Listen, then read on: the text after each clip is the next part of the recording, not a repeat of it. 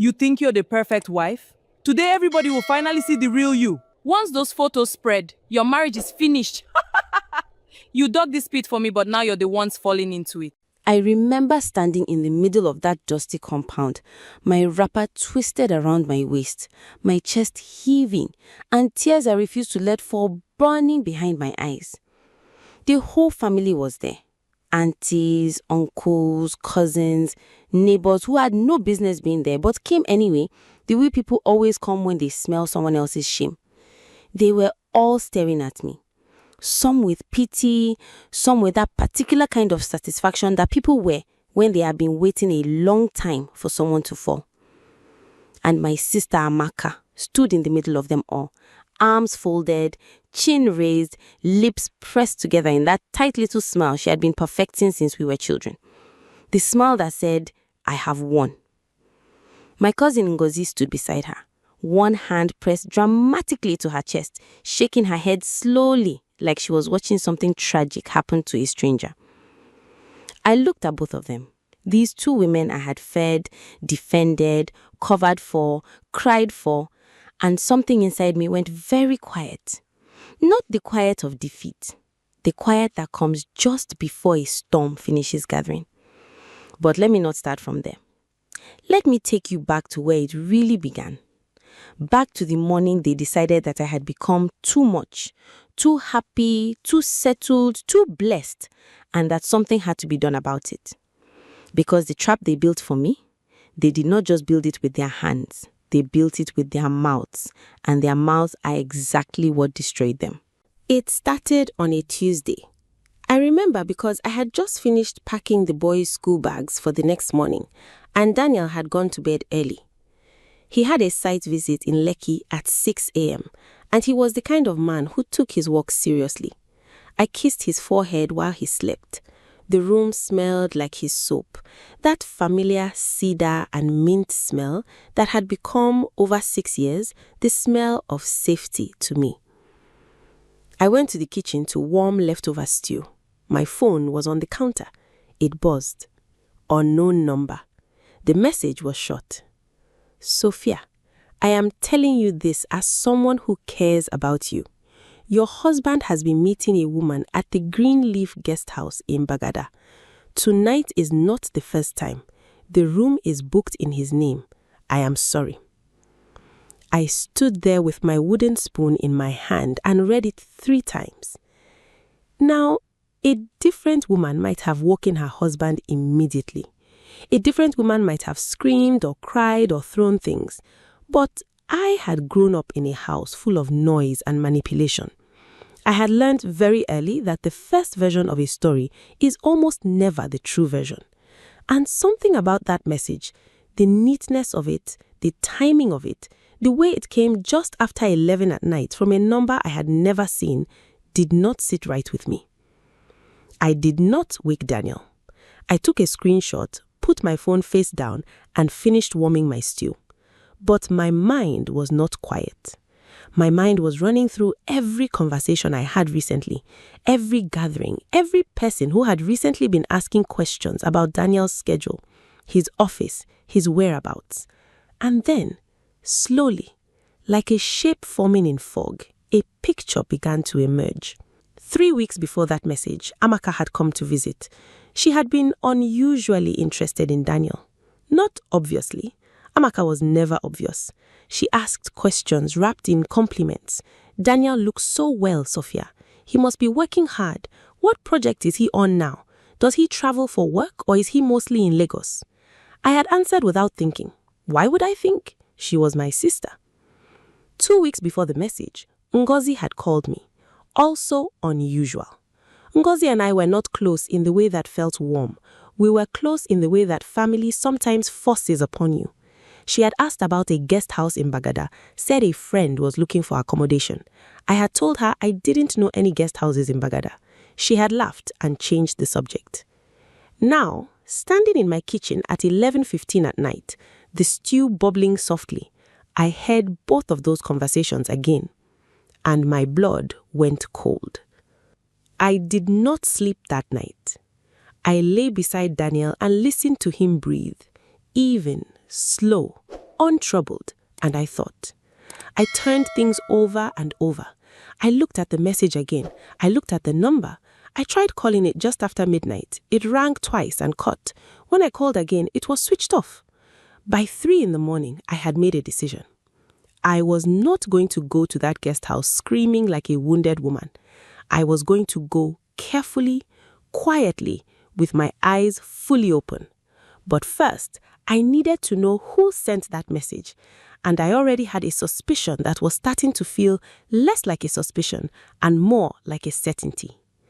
I just didn't know yet how much worse than I imagined.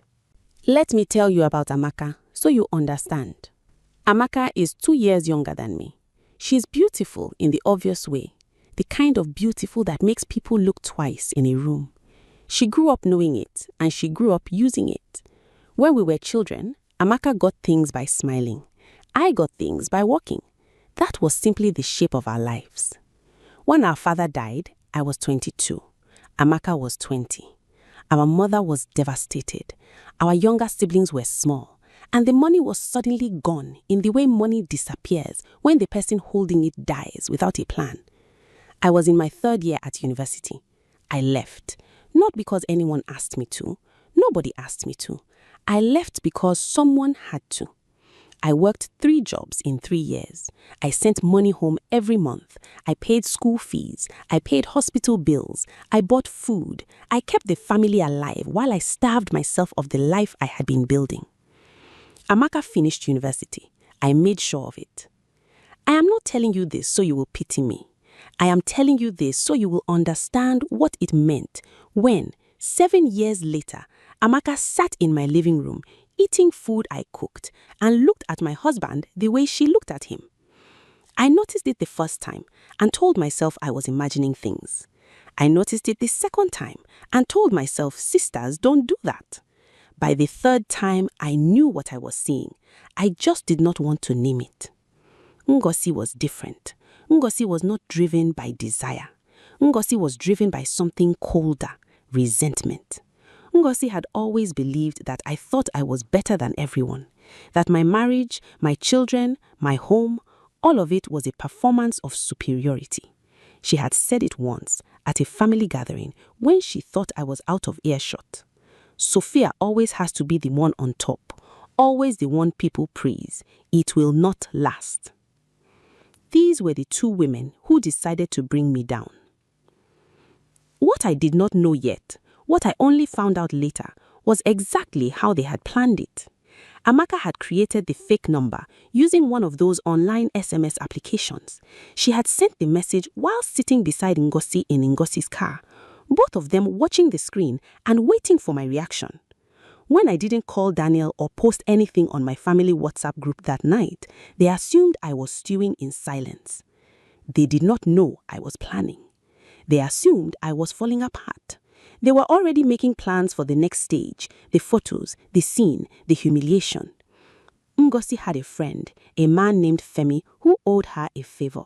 He was supposed to be at the guest house, dressed casually, available to be photographed near a room booked in Daniel's name. If I arrived and saw him, a man I didn't know, near a room booked in Daniel's name, Ngozi and Amaka would be nearby with phones ready to capture my reaction. A woman screaming in the corridor of a guest house. A woman who looked jealous, unstable, destructive. Those photos would go to my mother-in-law, to Daniel's colleagues, to every family group. And I would spend years defending myself against images that told only the story they had written. That was the plan. It was detailed, it was deliberate, it was vicious. And it almost worked.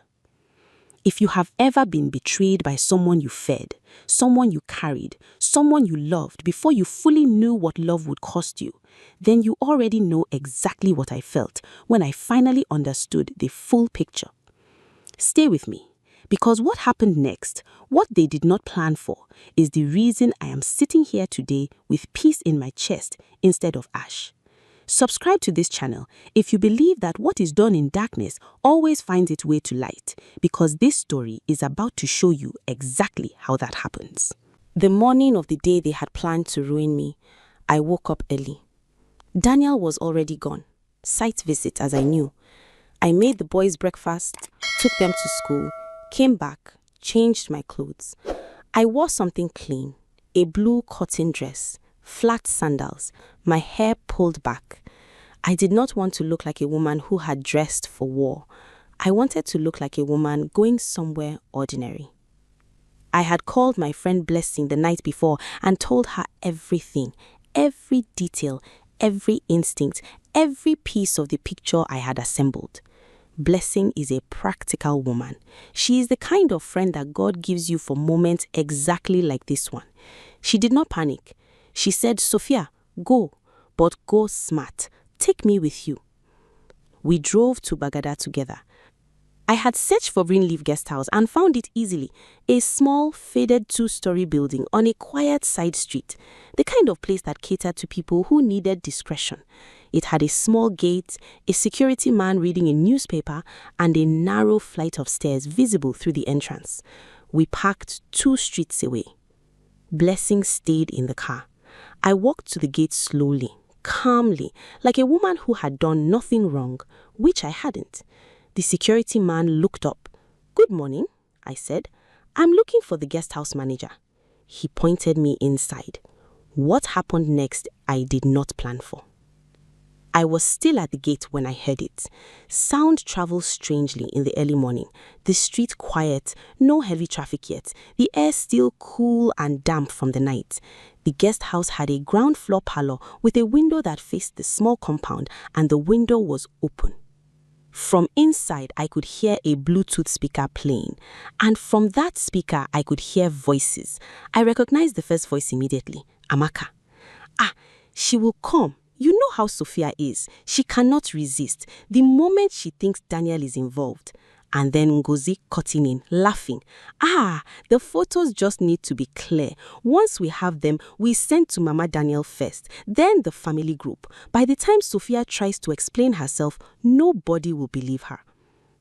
I stopped walking. I stood completely still in that compound and listened. The speaker was playing a recording, not a live conversation. A recording from the previous evening, I realized later, when they had been inside the room doing final preparations and accidentally left Ngozi's phone connected to the Bluetooth speaker. The phone had auto-played the voice note they had sent between themselves, the full conversation, every instruction, every laugh, every callous detail of what they had planned for me. And I was not the only one hearing it. Behind me, the security man had put down his newspaper. From the street, 2 women from a nearby compound had stopped at the gate, drawn by the sound, and pulling up in a car I had not seen yet, a dark green Camry that belonged to my mother-in-law, Mama Daniel, who had received a concerned call from a neighbor the night before about rumors concerning her son, were 3 people stepping out of the vehicle. Mama Daniel, my uncle Papa Chuku, and my mother, who had also received a message from that unknown number, who had not told me, who had come to see for herself. They all arrived at the same moment to the sound of Amaka and Ngozi's voices playing through a speaker, confessing everything. I have replayed that moment many times since then. The look on my mother's face as she stood at that gate and heard her own daughter's voice scheming to destroy me. I have replayed it and I still cannot find the right word for what I saw. It was not anger exactly. It was something more like grief. The grief of a woman who realizes that something she believed was never true. Mama Daniel did not say a single word. She walked through the gate, past me, and into the parlor. The recording was still playing. She stood in front of that speaker and listened to the end. Amaka and Ngozi arrived 8 minutes later. They came in with the energy of people expecting to watch a show. Amaka was dressed up. She had worn the blouse I recognized as the one she saved for occasions she considered important. Ngozi had her phone in her hand already, ready. They walked through the gates. They saw the cars. They saw the people. And they saw me. I was not screaming. I was not crying. I was standing quietly to the side with my hands folded in front of me and my face completely still. Amaka's expression, I will never forget it. The confidence drained out of it so fast, it was like watching a mask slip. Her mouth opened slightly. She looked at Ngozi. Ngozi looked at her. Neither of them spoke. Mama Daniel walked out of the parlor and stood in front of them. "I heard everything," she said. That was all she said. 4 words, quiet as iron. My mother stepped forward next, and I watched my mother look at Amaka, her own daughter, with something I had never seen on my mother's face before. Shame. Deep, personal, devastating shame.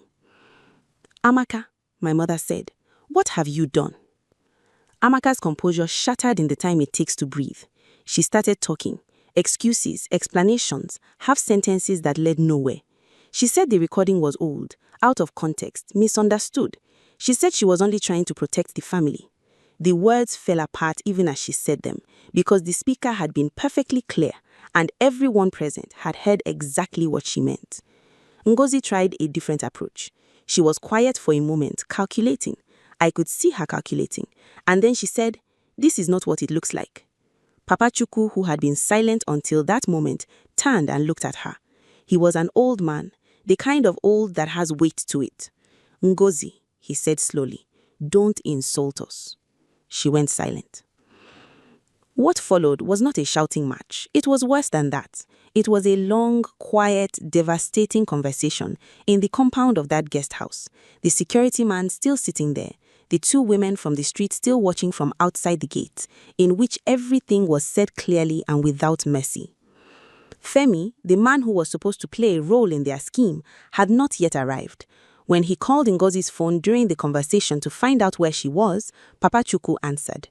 I do not know what was said, but Femi did not come. My mother held my hand for most of it. She held it tightly, the way she used to when I was small and afraid. And I let her, because despite everything, despite the years and the distance and the ways we had both failed each other, she was my mother, and she had come. By the time the conversation ended, both Amaka and Ngozi were crying. I was not. I want to be honest with you about what happened after, because stories like this are often told as though the end is clean, as though justice arrives and everything becomes simple. It did not become simple. My relationship with Amaka has not recovered. Perhaps it never will. She apologized twice, formally, in front of family, and I heard both apologies, and I believe that she meant them on some level. But meaning an apology and deserving forgiveness are different things, and I have learned to hold them separately. I do not hate my sister. I have chosen not to carry hate because hate is heavy, and I have already carried enough. But I do not trust her the way I once did. That particular door is closed. Ngozi has not spoken to me since that day. I have heard through others that she tells a version of the story in which she was misrepresented. Let her tell it. The people who were there know what they heard. Daniel, my Daniel. When I came home that evening and told him everything, he sat across from me at the kitchen table. I was quiet for a long time. Then he said, Sophia, I'm sorry you carried this alone. That was all. No drama, no performance, just those words. And then he reached across the table and held my hand. That night, he held me while I finally cried, not from pain, or not only from pain, but from the relief of being believed completely and without question by the one person it mattered most to be believed by. I cried until I had nothing left, and when I was done, I felt lighter than I had felt in years. Here is what I want to leave with you, because every story worth telling has something worth keeping. The people who set traps for you are counting on one thing, your reaction.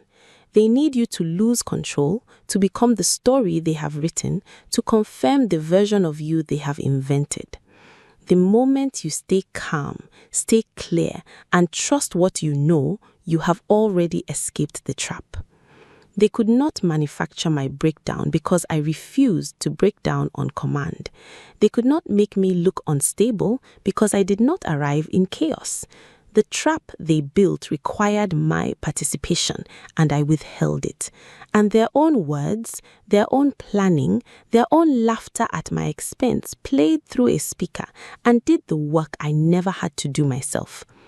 I did not expose them. They exposed themselves. That is how it always goes when you are patient enough to let it. If this story reads something inside you, if you know what it feels like to sacrifice for people who used your sacrifice against you, to love someone who was measuring the distance to your throat, then share this story with someone who needs to hear it today. And if you are still waiting for your moment, still standing in the middle of what feels like a mess they made for you, hold on, stay quiet, stay clean.